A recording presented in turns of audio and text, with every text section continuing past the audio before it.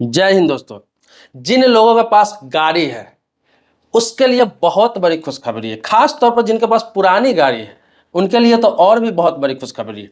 मैं आपको बता दूं कि 15 साल पुरानी, 10 साल पुरानी अगर आपके पास कार है, बाइक है, किसी प्रकार की कोई भी वाहन है, आप जब नई गाड़ी लेते हैं तो क्या होता है, पेट्रोल गाड़ी में 15 साल के लिए रजिस्ट्रेशन आपको मिलता है। मतलब 15 साल उस गाड़ी को चला सकते हैं। उसके बाद क्या होता है, गाड़ी की वैलिडिटी खत्म हो जाती है। उसके बाद या तो गाड़ी को स्क्रैप करना होता है या फिर दूसरा ऑप्शन आपको मिलता है कि गाड़ी का रजिस्ट्रेशन फिर आप बढ़वा सकते हैं। लेकिन ये ऑप्शन लगभग अब सभी जगह बंद किया जा रहा है, क्योंकि 15 साल मतलब 15 साल ही आपको चलाना है। वो इसलिए क्योंकि पॉल्यूशन का समस्या पूरे देश में बहुत ज़्यादा हो रही है।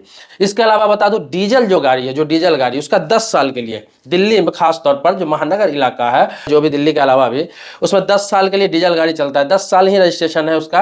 और 10 साल के बाद क्या होता है, उसको या तो स्क्रैप करा ले या फिर जिस स्टेट में चल रहा है वहां बेच के रजिस्ट्रेशन बढ़वा सकते हैं। ये सब ऑप्शन था आपके पास।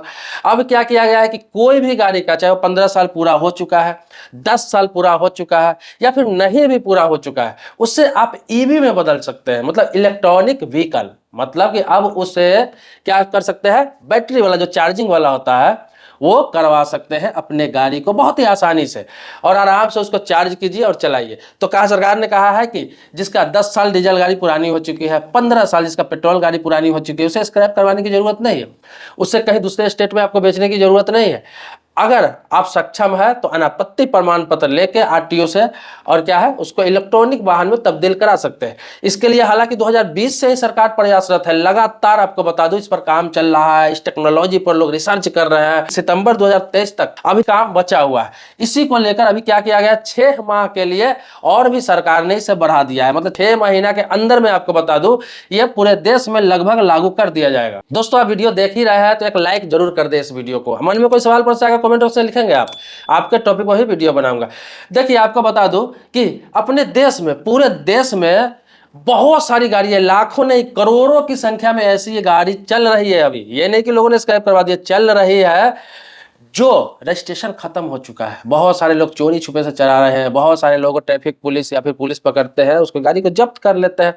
बहुत सारे लोग रजिस्ट्रेशन बढ़वा के चला रहे हैं क्योंकि ऑप्शन नहीं है। लेकिन ये सब दिल्ली में बंद है। दिल्ली की बात बता रहा हूँ, खास तौर पर दिल्ली हो गया, मुंबई हो गया, कोलकाता हो गया, चेन्नई हो गया, जो बड़े बड़े महानगर होते हैं, कोई भी बड़ा शहर है, वहां आप 15 साल से ज्यादा कोई भी गाड़ी नहीं चला सकते। पेट्रोल डीजल दिल्ली में खासतौर पर 10 साल से ज्यादा नहीं चला सकते। अब क्या कर रहे हैं लोग, दिल्ली से या फिर मुंबई से, कोलकाता से, चेन्नई से, बड़े बड़े महानगर से लोग गाड़ी खरीद के कहाँ ले आते हैं, बिहार में, यूपी में, बंगाल में, उड़ीसा में, झारखंड में, इन सभी जगहों पे गाड़ी खरीद के ले आते हैं, क्योंकि सस्ता सस्ता सुविधा में लोग बेच देते हैं। अब रजिस्ट्रेशन समाप्त होने वाला है तो 1-2 साल पहले सस्ता सुविधा में बेच देते हैं और लोग ले जाते हैं अपने इन सभी जगहों पर। वहां रजिस्ट्रेशन क्या है, बढ़वा के आराम से चलाते हैं, कोई दिक्कत नहीं है। कई कई लोग तो ऐसे हैं जो रजिस्ट्रेशन बढ़वाते भी नहीं, चल रहा है अपना चलाते रहते हैं। कहीं पकड़ाते हैं तो उसका कुछ प्रोसेस होता है, आपको पता ही है, पैसा देकर निकल लेते हैं। कहीं पर अगर नहीं, सख्त पुलिस वाला मिल गया, सख्त ट्रैफिक पुलिस वाला मिल गया कि नहीं आपकी गाड़ी जब्त ही होगी, तो जब्त करवा लेते हैं, फिर रजिस्ट्रेशन बढ़वा लेते हैं कुछ सालों के लिए, फिर चलाते हैं, लेकिन छोड़ते नहीं। लेकिन मैं आपको बता दूं, इससे देश को खतरा है, आपके समाज को खतरा है। पॉल्यूशन को लेकर अभी छोटे छोटे शहरों में बहुत ज्यादा पॉल्यूशन हो रहा है।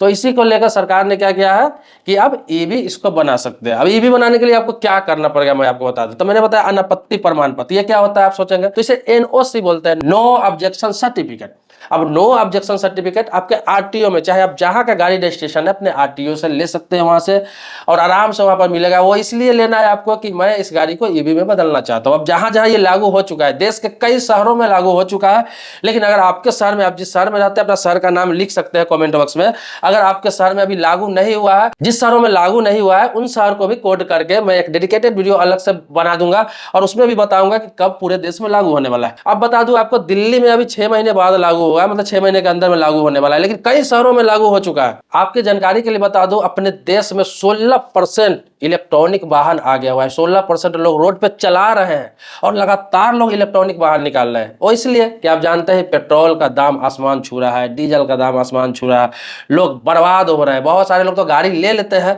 लेकिन होता क्या है कि उसे अफोर्ड नहीं कर पाते हैं, पेट्रोल मेंटेन नहीं कर पाते हैं, चलाना बहुत भारी पड़ जाता है। खरीदना आसान हो जाता है, चलाना भारी पड़ जाता है, क्योंकि 10 का माइलेज, 15 का माइलेज, 20 का माइलेज, 25 का माइलेज, 30 का माइलेज, कितनी भी महंगी गाड़ी लेते हैं तो इस हिसाब से रहता है, इससे ज़्यादा कार का माइलेज नहीं होता है। बाइक का भी उसी हिसाब से आप देख रहे हैं, जितना सीसी अब बढ़ते जा रहा है, बाइक का भी अब माइलेज 25, 30, 35, 40, 50 से ज़्यादा माइलेज नहीं देता है। अब क्या है, सरकार ने इसीलिए कहा है कि आप ले भी लिया है, पुरानी हो गई है, सक्षम नहीं है, तो आप ईवी में बदल सकते हैं। ईवी जो खरीद रहे हो तो ठीक है, लेकिन आप अपनी पुरानी गाड़ी को भी ईवी में बदल सकते हैं। आपके जानकारी के लिए बता दूं कि बेंगलुरु की एक कंपनी है green tiger mobility private limited. ये क्या काम करती है, ये स्कूटर में इलेक्ट्रॉनिक वाहन में तब्दील करती है। तो ये बहुत दिनों से काम कर रही है, तो सरकार उसे ही टेंडर देने वाली थी, उसे ही टेंडर दे रही थी। लेकिन हुआ क्या कि एक वाहन को, एक कार को सिर्फ इलेक्ट्रॉनिक वाहन में बदलने के लिए कम खर्च में इसे कर दिया जाए, तो इसीलिए इसको समय इसमें लिया जा रहा है। आपको बता दूं, सरकार इसमें सब्सिडी देगी।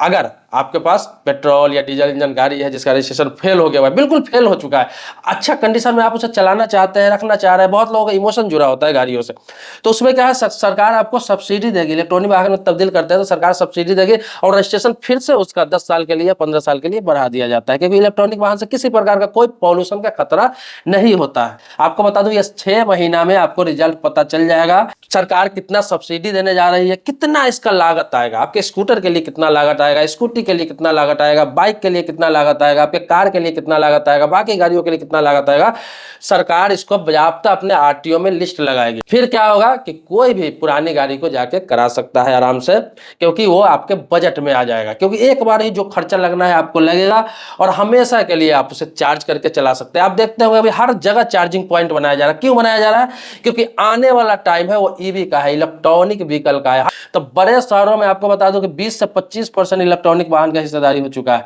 लेकिन ये पूरा नेशनल लेवल बता रहा हूं, पूरे देश में लगभग 16% हो चुका है।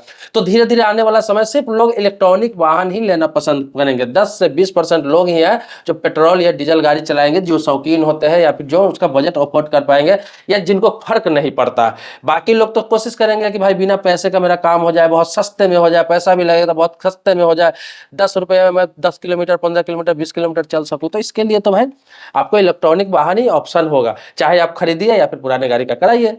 हालांकि मैंने कई बार इस वीडियो में जिक्र भी किया हो, फिर से बता रहा हूं आपको कि अभी सिर्फ बाइक में आप अगर पेट्रोल की है बाइक तो उसको इलेक्ट्रॉनिक वाहन में तब्दील कराते हैं तो उसमें सिर्फ 60 से 70 हजार रुपये का खर्चा आ रही है। तो क्या है, सरकार सब्सिडी देगी। अब कार की बात रहे तो कार में भी मुझे लगता है कि 2 से 2.5 लाख रुपया खर्च आएगा इसे तब्दील कराने में।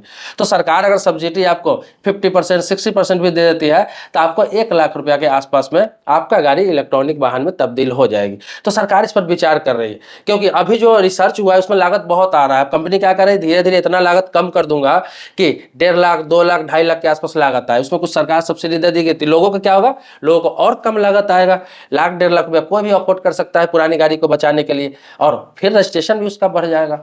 तो दोस्तों, इस प्रकार का जो भी खबर आता है, न्यूज आता है, जो आपको जागरूकता करने के लिए होता है, आपको अवेयरनेस करने के लिए होता है, आपको कुछ फायदा पहुंचाने के लिए होता है, तो मैं सबसे पहले आपको बताने का प्रयास करता हूं। लेकिन मन में कोई सवाल है, शंका है, कुछ पूछना है, कुछ जानना है, कमेंट बॉक्स में लिखिए, फिर से इस टॉपिक पर वीडियो बनाऊंगा। या फिर नया अपडेट आता है, इसके बारे में कुछ नया अपडेट आता है, नया न्यूज आता है, नया कुछ खबर आता है, कुछ जानकारी आती है, तो फिर वीडियो बनाकर आपको अवगत कराऊंगा।